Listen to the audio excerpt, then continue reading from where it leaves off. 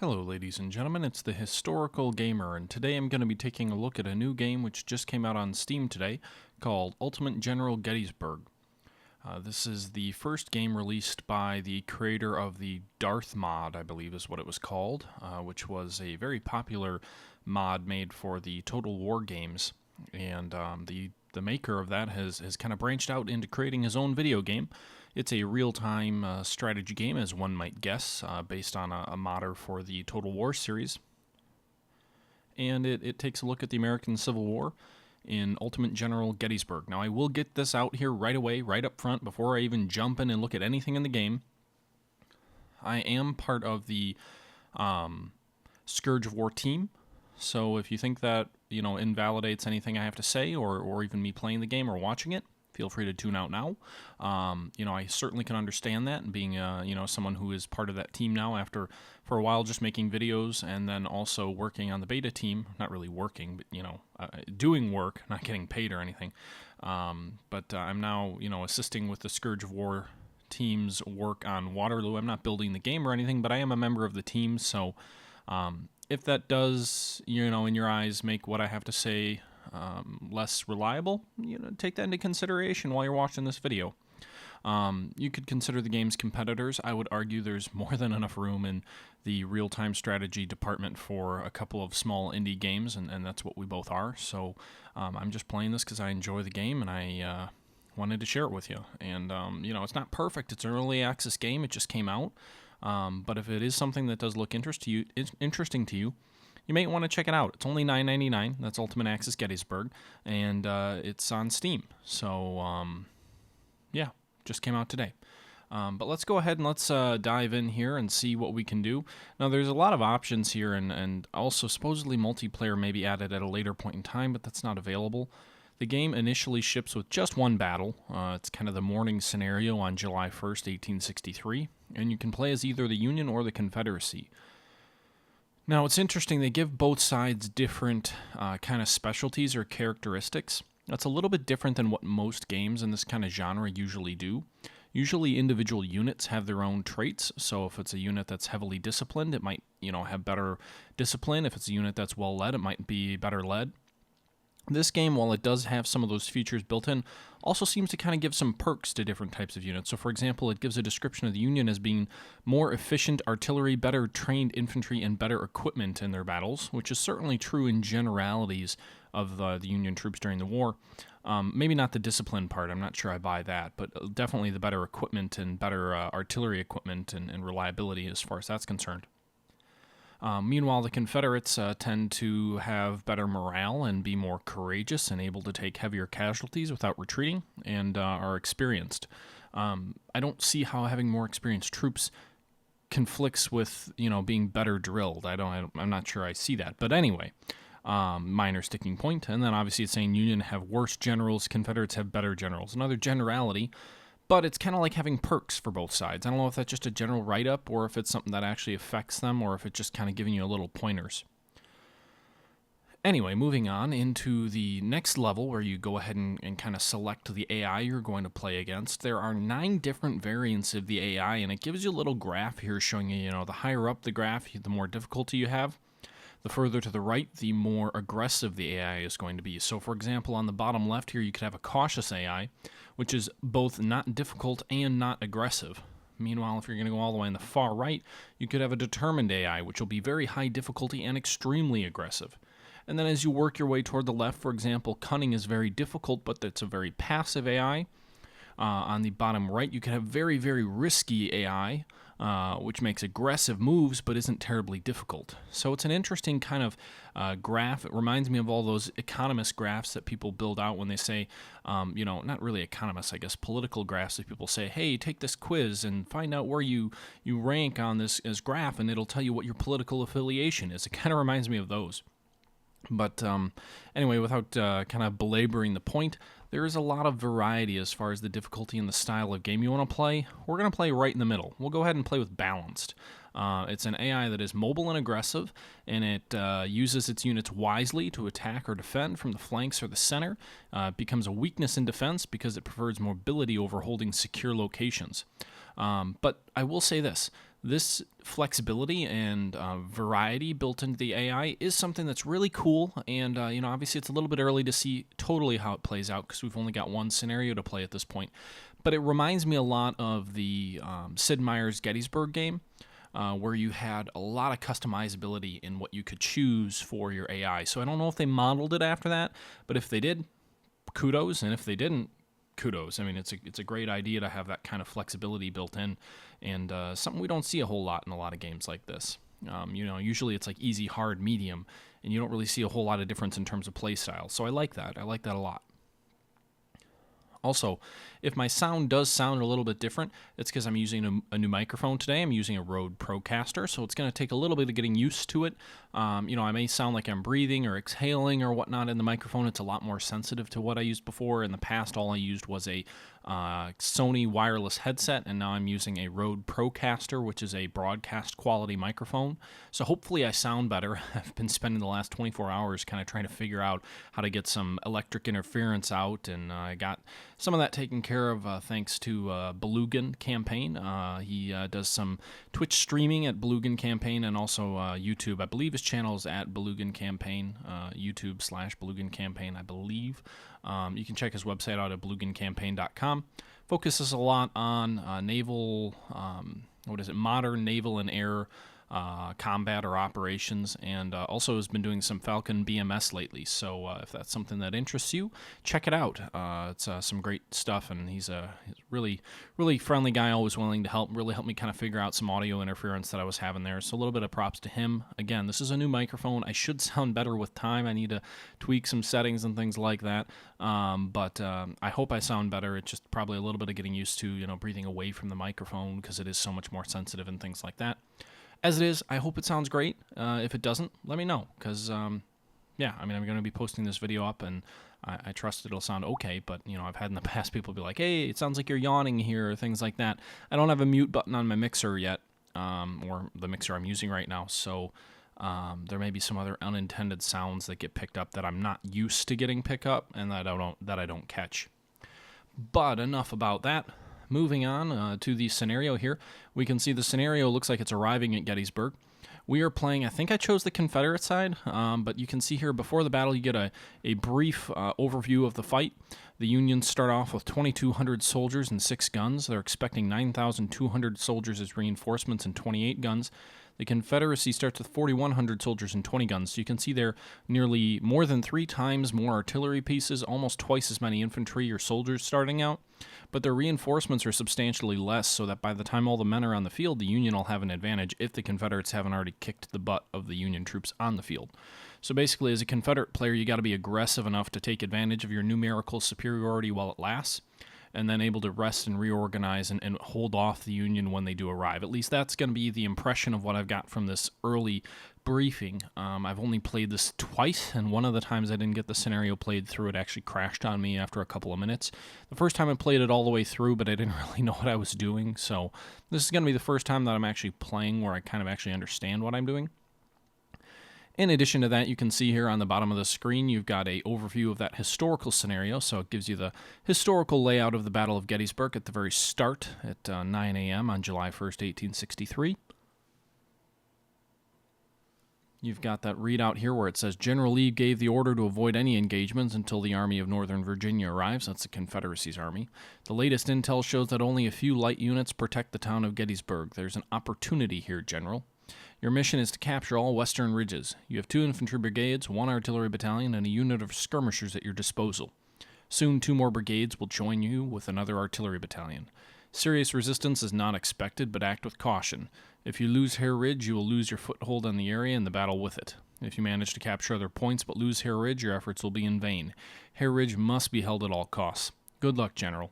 So, let's go ahead and get into the battle here. This kind of puts you in the role of General Hill, commander of the Confederate 3rd Corps. You can see Hill on the map right here. You've got Davis's brigade and Archer's brigade, as well as some skirmishers. They're called Heath's skirmishers.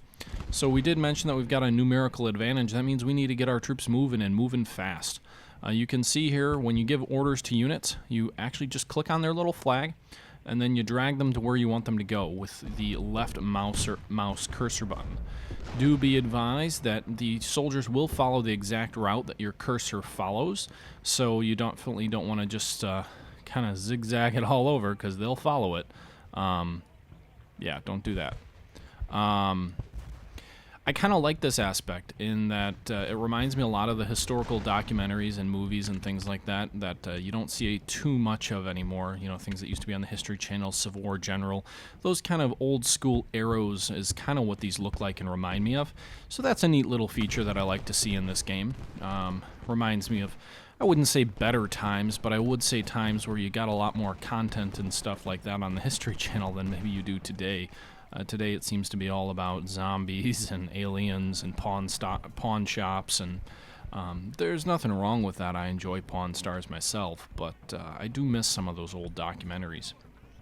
So you can see here, Archer's Brigade and Davis's Brigade have pushed the Union skirmishers back, and we're going to keep driving back as quickly as we can, because we've got a 2-to-1 advantage on the field, and I don't want to waste it. I want to take advantage of that as much as I can right now. So now the units on the field represent artillery batteries of 70 or 60 men, so probably about 4 guns.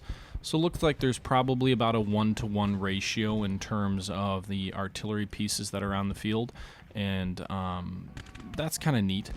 It also, I don't know what the ratio of soldiers is. You can zoom in a little bit here, but I don't know what the ratio of actual troops is here. But this represents a brigade. You see you've got 2,100 men. The number of men that you have in your unit is displayed above the flag, as well as the type of unit. So you've got like a little rifle button here to show that they're an infantry unit versus a cavalry unit. There's got a little horse symbol, and artillery units here have the little artillery symbol. You also get updates on the right side of your screen here. It said General Wadsworth Brigade is coming up. So that's the 1st Corps, the Black Hats, which includes the Iron Brigade, which are coming up to, assist the enemy in their endeavors. Hopefully we're able to hold them off here. We have pushed forward to McPherson's Ridge.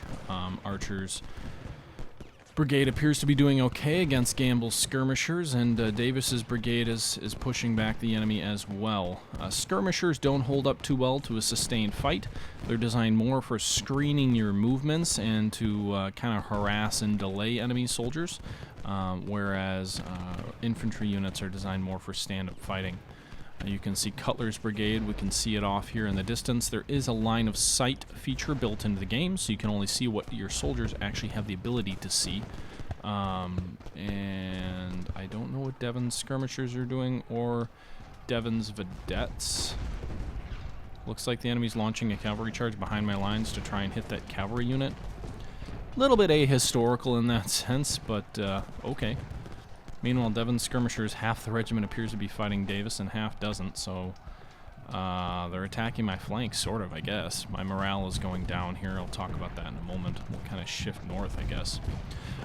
Every unit has some features which you want to keep an eye on, so when you select a unit, you can see up here on the upper part of the screen, sometimes you get an image of a general. The number of stars, I believe, is how effective they are. I don't believe that's their rank. I believe that's how good they are. And Devon's vedettes just won't go away. Now they're charging Harris Ridge, but my artillery quickly send them packing and backwards. But anyway, as I was saying, every unit has these features up here, so you can see Davis only has 1 star, whereas Archer has 3. I believe that's the quality of the unit. You also have a morale level, which is, obviously kind of speaks for itself. It's what the morale of your unit is right now. And then you've got a condition, which is kind of, I believe that's based on the number of casualties you've suffered and where you're at as far as that's concerned. Cover is to do with your terrain, so, obviously if you're in a wooded terrain, you're going to have a lot better cover. And then reload speaks for itself, how far along your troops are in reloading. Troops will retreat, and when they do, well, they run away. And they give you that little white flag over their actual little icon on the screen there. Trying to advance with Archer all alone by himself is probably not the best idea, but as you can see here, these guys who are retreating are slowly gaining morale back, so they should be effective again before too long. Cavalry doesn't have a very good chance of attacking an infantry unit standing up, but they do okay against artillery, it seems. And that's another kind of a nod to history. You know, cavalry was not a stand-up charging body by the time the American Civil War rolled around. It was a very different type of force than you might have seen during the Napoleonic Wars. So you don't really see a whole lot of stand-up charges, if you will, and when you do, unless they're against, you know, very light units, they're usually not going to do too well. Devon's guys are kind of keeping this battery of artillery busy up here, but so far, not too much of a threat. We've got Heath's skirmishers. We're keeping Devon's skirmishers at bay, and we've got some artillery units here as well. Gamble's vedettes are coming in, and, you know, again, these guys are just kind of more of a nuisance than anything at this point in time. You can see here we're outnumbered somewhat on that range. Hopefully these guys can reload and fire artillery into the enemy. Now the thing is, these guys are going to charge across. The principles of flanking and maneuver definitely apply in this game. So these guys were charging toward this battery, Mary's battery, but they were charging their flank right past Zimmerman, who fired right into their flank and took out like 20 of their guys, and they immediately retreated. So in that sense, the game definitely does model history. I'd push harder with Archer at the moment. Things are somewhat even, but then I'd be exposing his flank if I'm attacking Gamble's to Cutler and the Iron Brigade. I really need Davis's guys to kind of deal with their junk first. And these enemy skirmishers just keep harassing me. Got another update here on the right side of the screen. Robinson's division spotted approaching from the south, so even more Union reinforcements. We're almost certainly outnumbered by this point in time. You can see here, I think this is either a numbers or maybe a quality of troops or something, but you can see that the morale or the momentum seems to be shifting in favor of the Union. I'm not quite sure what it is. I'm pretty sure it's a momentum type thing. So I'm going to hopefully wait until my reinforcements arrive before doing anything. You can see here the rest of our division's forces are here, sir. We need them urgently to support the attack before the Yankees bring in more reinforcements. So we've got 2 brigades coming in. We've got Pettigrew and Brockenborough coming in from the west. Looks like Davis has finally beaten back those skirmishers, so we'll kind of advance him here to protect Archer's flank. And then once we have these 2 additional brigades up, we'll go ahead and make a concerted push on both Oak Ridge and Seminary Ridge, the 2 main victory points. There is one further north here on Oak Hill, but that one I'm not as concerned about. See, enemy skirmishers here are kind of dealing my artillery a bit of a headache. So I'll advance Heath up here and, you know, drive them off just with a little bit of fire. Pettigrew's boys are coming in, Brockenborough's as well. Doesn't seem to be a whole lot of, you know, following roads. It definitely seems that terrain impacts how well troops move around, but they could model roads a little bit better. It'd be nice to be able to stick units to roads. I was saying something similar with War Game Red Dragon the other day, and that I wish there was the option to stick units to roads. There is kind of a fast move option in that game, but not necessarily a just move on roads option. And this game is similar. I'd like to see the same sort of thing. The map looks nice. It's a well-crafted map. You can definitely tell that the cursor follows your mouse a bit. I don't know if water has an impact on movement. I'm pretty sure terrain does. It seems terrain does. Units definitely seem to move better over open ground. And I'm going to have to use Heath's skirmishers here, hopefully to protect Pettigrew's and Davis's brigade, and then maybe Zimmerman's artillery battery can do enough to kind of keep guys back. Again, one other thing you see here, there's this kind of like shadow, like kind of box that kind of extends out from a unit, and that's their range of fire or their line of sight. Artillery tends to do line of sight, and then you can choose different types of artillery which will show you their range that they can fire out to. The enemy's got a lot of troops here on Oak Ridge. They've got 2 brigades in good cover position. If I'm going to attack there, I'm going to be coming through open ground. So that's not encouraging. I don't have much better odds against Seminary Ridge either. Hopefully come in. I'm going to bring Brockenborough through to Gamble's flank, and then hopefully we can kind of turn things around. I think I'm going to keep Pettigrew in place. Maybe we'll trade some long-range fire with this brigade under Paul. again, I've got to use these skirmishers here to protect our flanks. It doesn't seem that ammunition plays a role. Seems like units kind of have unlimited ammunition, but for a short 20-minute scenario, that's kind of to be expected. I really don't want to let these guys get up at my artillery without putting up a fight. Come on, guys, reload. You can zoom in a bit and other things like that. It seems really odd, personally, to me that units kind of run around like this up here, even though they're skirmishing units. Just, to me, that seems a little bit ahistorical. That is one thing that I find a little bit annoying, is this idea of just cavalry units charging and whatnot in the flank of other units, and small skirmisher units on the flank. I don't know, it just seems a little bit.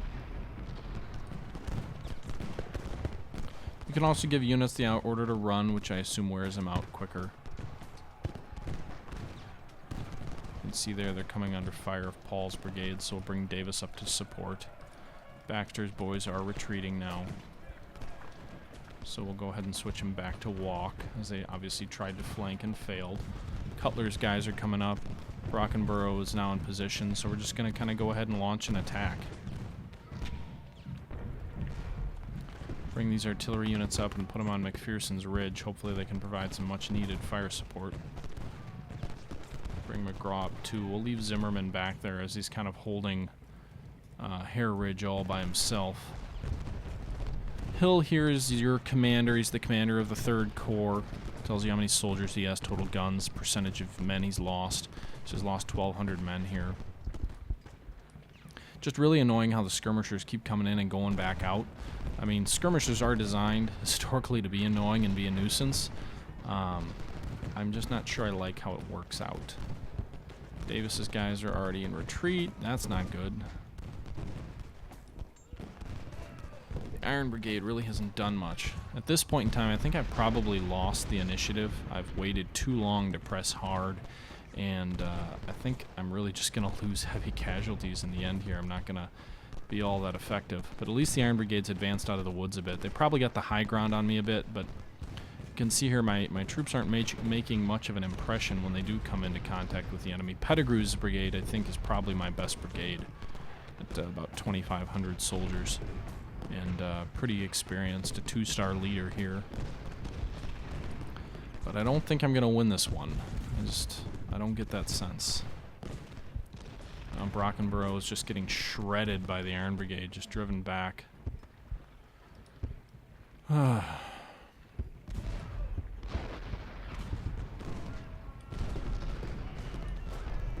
So you can see there, Davis's brigade has regained a bit of their morale. They're back up to 50%. We're nearing the end of the battle. This bar up here, this green bar, kind of moving left to right, shows the status that your battle is at. Things look pretty even in terms of what the game's telling me the current, I guess, momentum is. I would assume that's what that is. But the enemy certainly outnumbers me.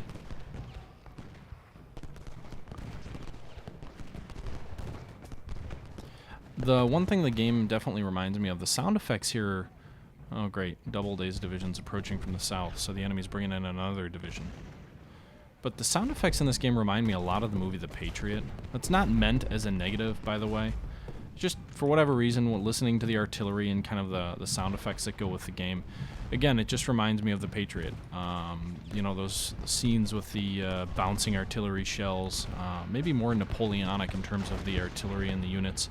But if I had to say one thing that I took away from the game, it's that those sound effects, that struck a chord here. So we've got some artillery units on these hills firing into the enemy, providing some support, firing over the top of our own soldiers. We do have a brigade. We've got Pettigrew's brigade into Oak Ridge, but he's going to be pretty outnumbered. Oh my goodness. He's got 3-4 brigades that he's going to have to hold off if he wants to keep that position. He's big enough. He might have a chance. He's got over 2,300 soldiers.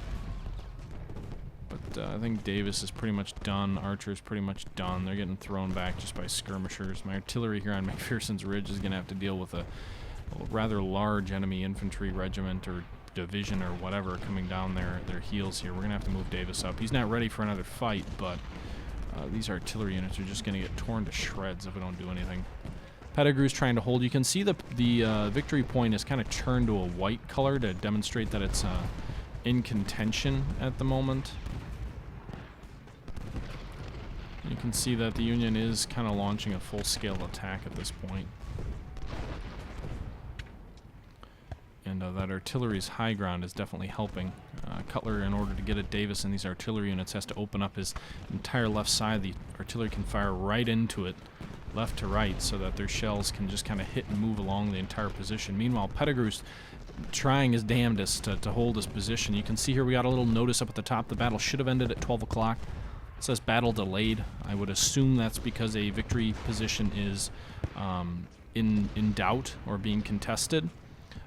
We are getting a notice here. We're winning at Oak Ridge, so I don't know why my troops are running away, but it says we're winning there, so the color has started shifting to red, indicating we may be taking the ridge. So Oak Ridge and Hare Ridge gives us 4,000 VP. The enemy's got 2,500 at Seminary Ridge and then 500 at Oak Hill. Granted, Pettigrew's pretty well surrounded now with Baxter's guys coming in behind. I assume when this red bar goes to the end of the green, then the battle ends. So we secure the Oak Ridge just as Pettigrew begins to retreat. And he's going to be retreating right into another Union brigade. Davis's guys have kind of gotten a little bit better. Archer's guys are slowly recovering. Hopefully the battle ends now. Like, please. And so I can claim I took Oak Ridge. I don't know if there's a way to speed or slow down things. On the right side here, the user interface gives you all the different commands you have for your unit. In addition to movement, you can give them charge orders, run and walk orders, fall back, halt, hold. So you've got a whole bunch of options there. You can see the Union Iron Brigade just overran one of my artillery positions, and all three of those are pulling back now. So Pettigrew's retreating. So Oak Ridge is going to go back to the Union hands. And if I'm lucky, I might hang on to Hare Ridge. That'll give them a victory there. They'll have about 1,000 more victory points than I will. I don't know how casualties influence all of that, but I would imagine my casualties haven't been any lighter than theirs have. So we lost Oak Ridge again. You can see it's shifting back to blue as this red progress line, again, I assume means progress toward the end of the battle. Our artillery regiments have been thrown off of McPherson's Ridge for the most part. Archer's still recovering back here in the rear. Pettigrew, you gotta give him credit, man loves to fight apparently. He's now north. He might even be able to move north and take Oak Hill. I don't know if there's any Union troops up there. I don't know if it's worth it. It would give us, what, a draw in terms of VP. Again, as I said, I don't know how casualties influence that. Seems like it'd be a little bit gamey to pull him back, but he's retreating that direction, so he might get there on his own. Iron Brigade's launching a pretty heavy attack against me. I should not have picked a balanced AI. They're kicking my butt.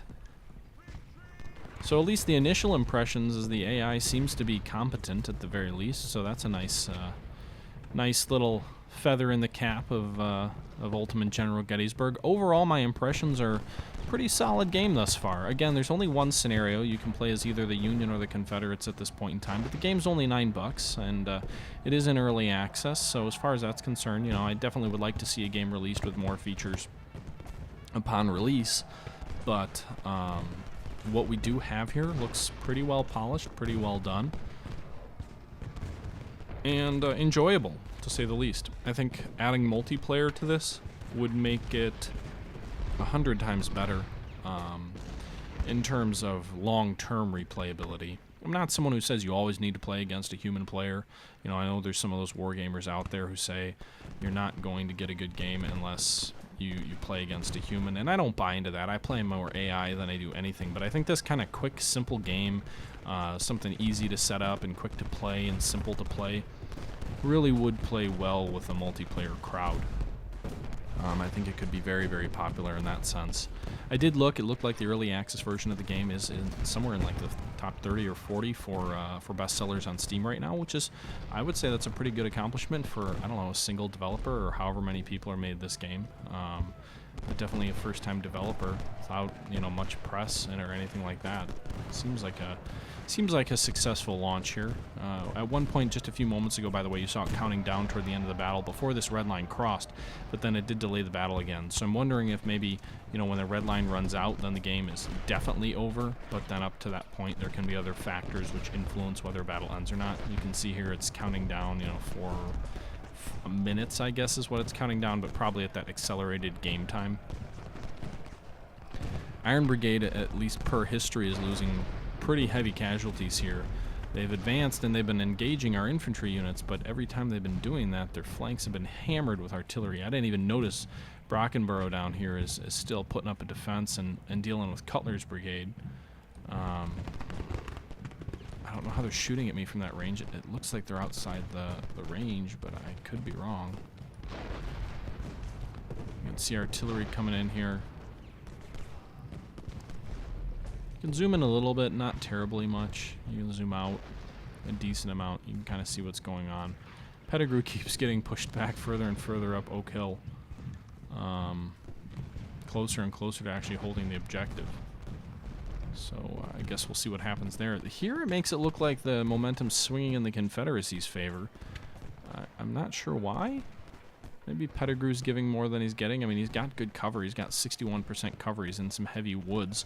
And again, the Union keeps advancing and running into artillery fire, so that could be another cause. I really would like to know what this is. I don't know what this is up here.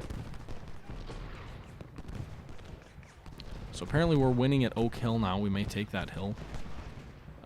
Union continues to assault Pettigrew's guys. They've got a low morale. They're only at 29%. 0% condition obviously means they're not doing well. A condition I think might actually be fatigue, now that I think about it. That makes sense considering his troops have been in a constant fight and running and retreating.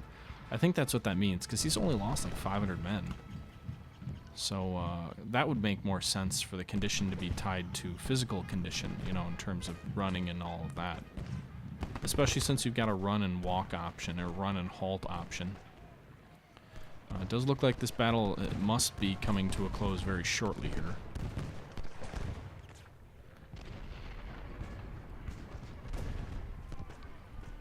So, enemy vedettes continue to attack.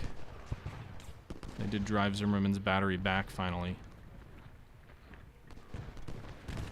So it does say the battle is going to end in a few minutes. Both armies are exhausted and need to resupply, so I don't know if supply really plays any impact in the game. I don't think it does. But that's,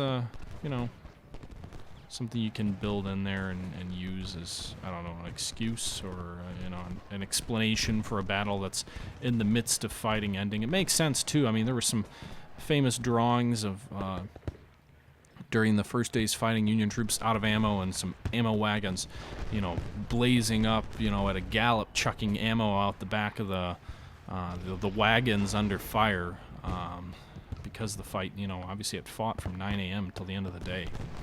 So this is kind of how the battle begins, a battle that starts as a meeting engagement and turns into a full-fledged engagement between, a Union corps and a Confederate division, about 10,000 Confederates, about 11,000 Union troops all told engaged. You can see here the result is a draw, thanks largely to us taking Oak Hill.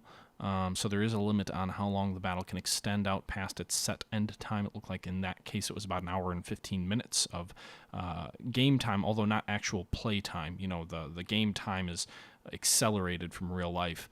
We hold Oak Ridge and Hare Ridge. The Union hold Oak Ridge we hold Oak Hill and Hare's Ridge. The Union hold Oak Ridge and Seminary Ridge.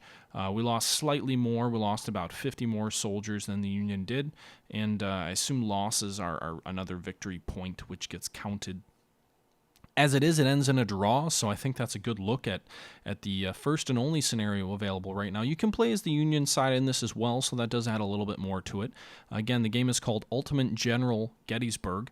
It is available on Steam for $9.99, and this is my first look at it, my first impression of it, and I gotta say, it's a lot of fun. I can't wait to see more content get released for it, and I think I'm definitely looking forward to that, and I enjoyed it, and if you enjoy it, check it out. Definitely worth looking into and following the development of this game. So if you did enjoy this video, please throw a like in the description, and or not description, a like in. Feel free to drop a comment in if there was anything you liked, didn't like. Let me know how my microphone sounded. Like I said, I got a new microphone. It's a Rode Procaster, and it's the first video or first studio quality microphone that I've had, and I don't, I'm doing my best to make sure the audio mixing sounds good, but I guess I don't really know. Let me know what you think. Hopefully the gameplay audio wasn't too loud or my voice wasn't too loud. I tried to make it a nice mix, but sometimes it's hard to tell. But anyway, that's enough of me rambling. I'm going to go ahead and end the video right here, and if you did like this, let me know. And thanks again for watching. Until next time, this is the Historical Gamer signing out.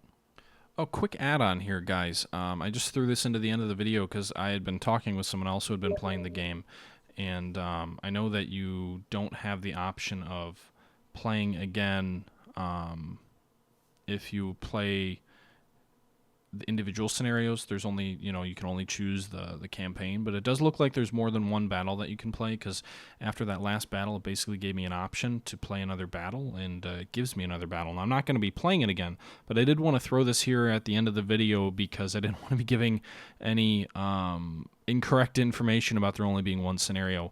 It depends how you play it. You can't select individual battles or whatever. You can't.